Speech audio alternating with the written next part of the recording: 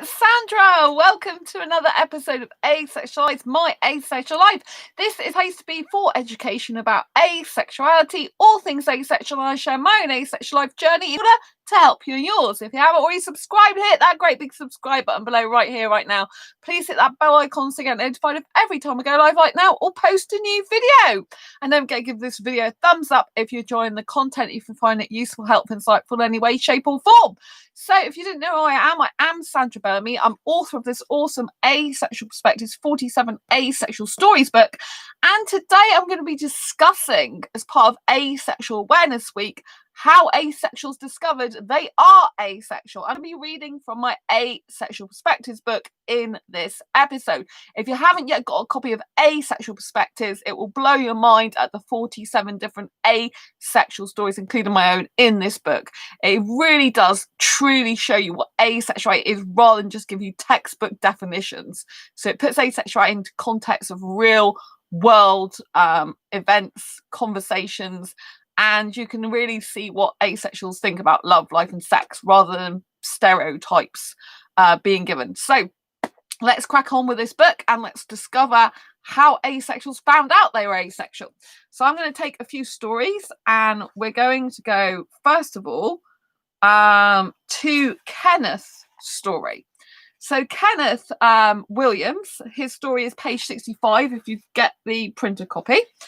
How did you discover you're asexual? I had an upsetting conversation with the guy I was dating at the time over my lack of sexual desire and began Googling to try to figure out if there was a word for how I felt.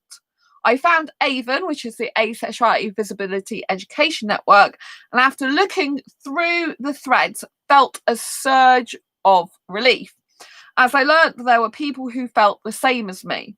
What's kind of funny was that I was searching the word asexual because I had finished watching the show Sirens, which had an asexual character, Voodoo. I remember liking her because I could relate to her. So there you go. Asexual characters have been in the media for a little while now, but most people don't realise that. So that was Kenneth's story. This is Adelaide's personal story. How did you discover you are asexual? When I was in college, I finally added the word asexual to my vocabulary. I was talking to a friend, and to this day, I cannot remember what we were talking about. When she stopped and asked the question, have you ever considered you might be asexual? Of course, then I went home and Googled asexuality and found that finally I had a label that fitted. And I have to say that from my own discovery of asexuality in 2014, it felt such a relief.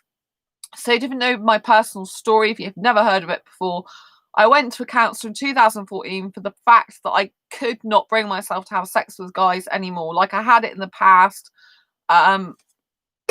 Excuse me, in 2011 was the last time I had sex. And then I didn't date anyone for about a year. So 2012 I started dating again, and then 2014 came and I just couldn't date sexuals anymore for the expectation of sex.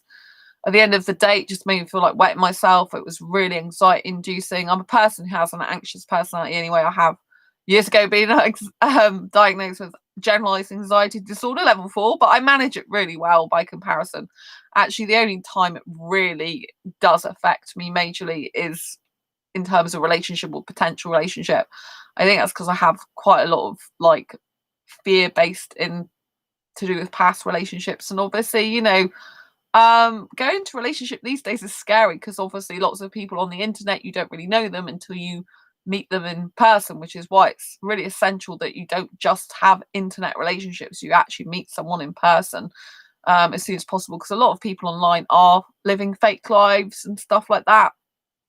So it's really important that, so you get to meet people in person, you talk on the phone, you video chat with them, but actually get to meet them in real life, in person, With the internet age, a lot of people, these days are reliant literally on the minute bit that they see of that person. But if you want to form a real relationship with someone, you need to be seeing them in person, you need to be dating them, So anyway, I went to this counsellor and she said I would have to have sex in order to keep a good guy, and it was just disgusting. Do you know what I mean? To me, that's like a license for rape, and it's just disgusting. Like, why should I want to have sex with someone if that's not what I want to do, just so I can say I'm with a good guy? Because a guy wouldn't be good for me if he wanted me to do something that I no longer physically want to do, no longer mentally want to do.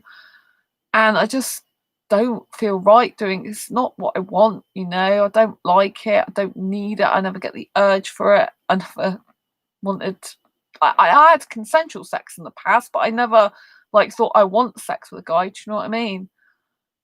So yeah, when I went to this counselor, I googled I love kissing but not sex, and then it came up with asexual and Avon.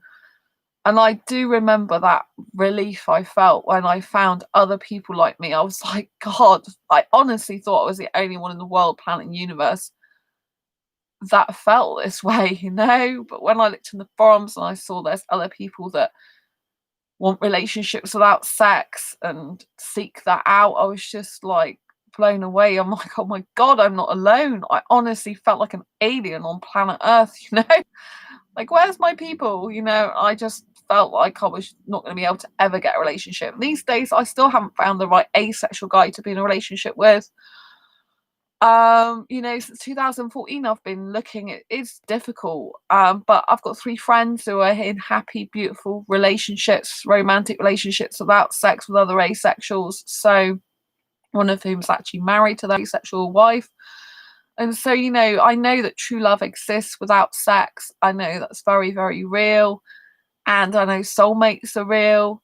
But you have to have a real relationship. You can't have just an internet relationship. You have to meet people in person, you know. Like my friend John, they married their asexual wife, and they used to commute every weekend before they lived together after getting married.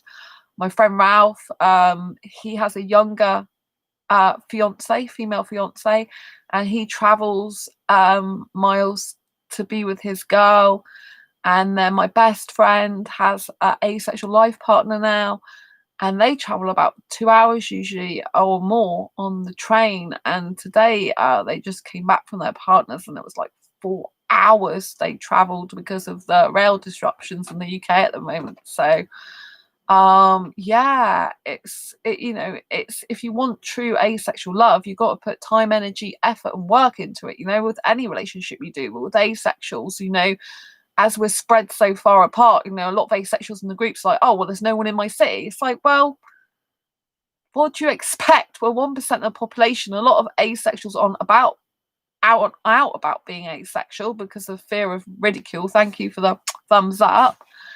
And you know, it takes a lot of time, energy, work, and effort. But if you're really dedicated to finding a good person for you, someone who's real, someone who's authentic, someone who loves you with all your flaws and all your wonderfulness as well, and someone who will actually go that extra mile for you, you know, then it will be worth it. You know, you are unlikely to find the right asexual person for a relationship in your city. And a lot of asexuals are actually aromantics. They lack romantic attraction, and a lot of them don't even want relationships.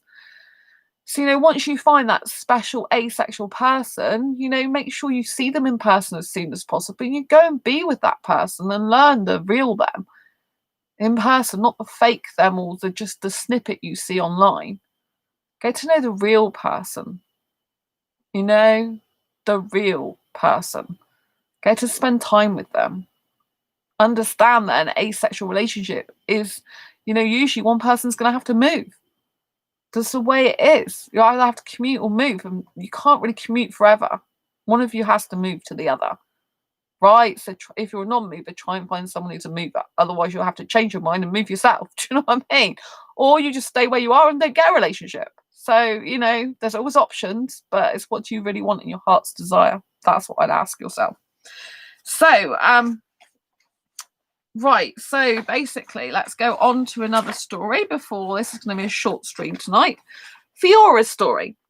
How did you discover you were asexual? A couple of guys had recently asked me out, and even though I felt some emotional attachment to them, I couldn't bring myself to date them.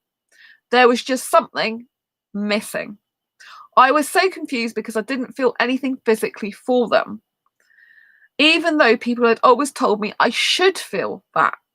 But I've never felt that way for anyone ever. And I thought maybe I was broken somehow. That's when I searched online to see if other people have felt the same. And I found Avon. I've known I was asexual ever since. And this person identifies as a heteromantic asexual, but they're not romantically inclined. So they do have crushes, but don't feel a pull to be in a relationship with the people I have crushes on. Romance doesn't appeal, but they do identify as a heteromantic. So, rather than aromantic, who doesn't experience any romantic attraction. So it's very interesting they identify that way. So let's check out another story. This is Callie's story. So, how did you discover asexual? A friend from high school mentioned the term in passing in conversation. I had no idea what it meant, but I didn't ask because I didn't want to appear ignorant. So when I got home that evening, I Googled, and it was an answer to a question I had been avoiding asking for years. I didn't actually use the term to describe myself for a couple of years, though. And that's the thing, see, some asexuals are in denial. They don't want to admit they're asexual because they feel like they're weird, they're strange, they feel like they don't fit in, they feel kind of sad that they're asexual. So some asexuals love being asexual, like I love being asexual. I wouldn't want to change it for the world because it's unique, it's different, and I love it. Even though it's damn hard to find the right asexual partner, I still would never change myself if I could. Obviously you can't choose to be asexual. I'll put that, just throw that out there. But some people are like, oh, if you had a choice and could choose, what would you choose? Like sexual orientation, I still choose to be a romantic asexual person, because I just love being authentic and true, and I love who I am, and I just, even though I haven't found the right asexual guy, it doesn't matter because I still love the journey of life, and I still love being me, and I still love being asexual and helping tons of asexuals. But some asexuals are in denial. They don't some people don't experience any sexual attraction, but they think they will, so they hold the hope that maybe one day they'll be normal like everyone else and actually experience sexual attraction. And some of them come into asexuality admitting they're asexual, then all of a sudden think, oh, I'm not asexual.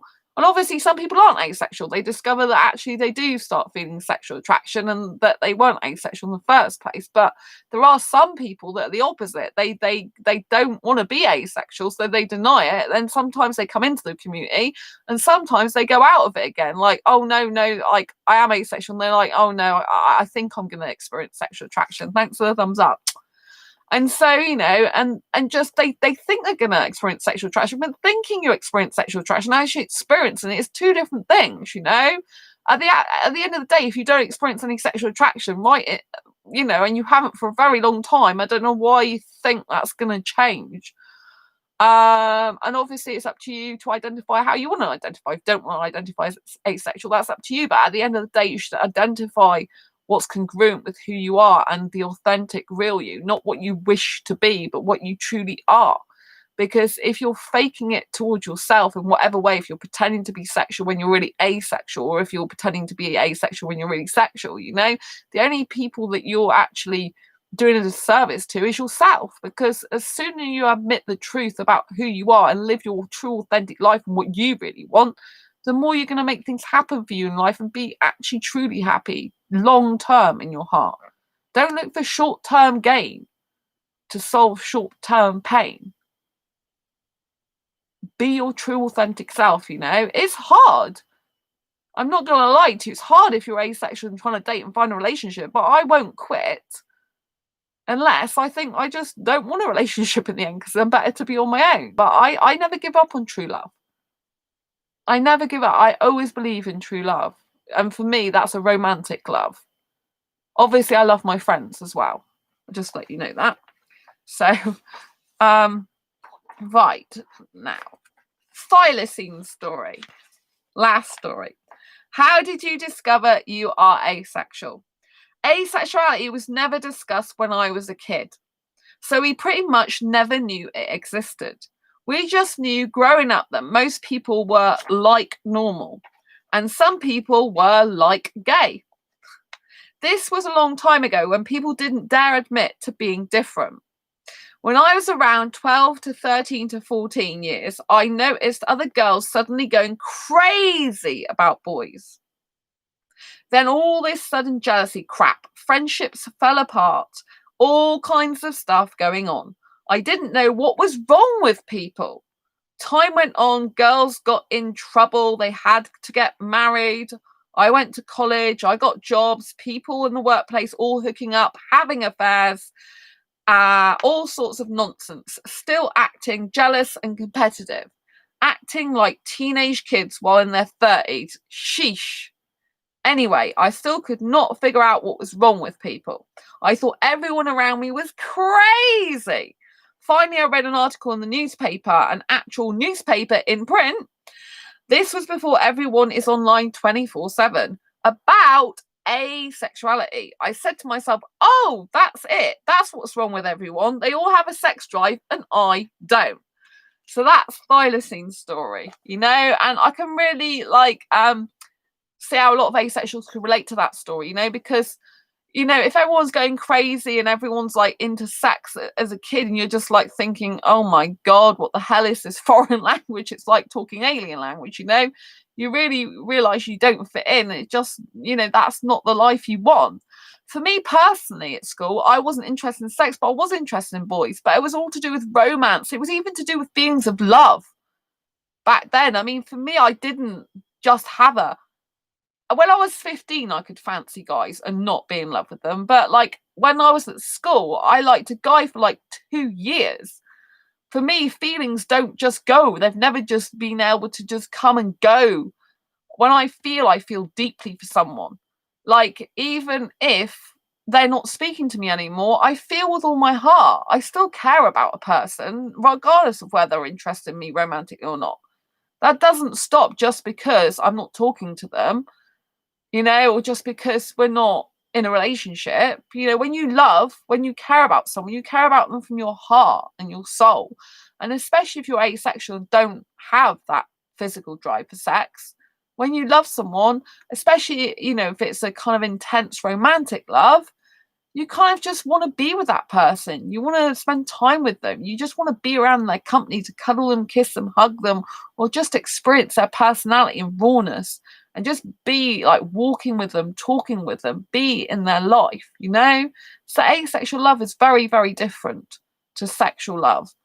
It's one of the most purest forms you can get. And if you're not too scared and you're willing to reach out and meet asexuals in person, you can actually form a true, deep, intimate relationship like you've never experienced before in your life without sexual intercourse. Asexuality is beautiful. Asexual love's beautiful.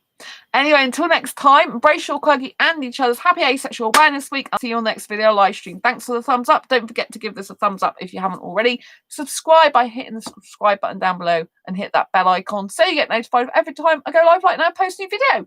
Lots of AC love. Bye.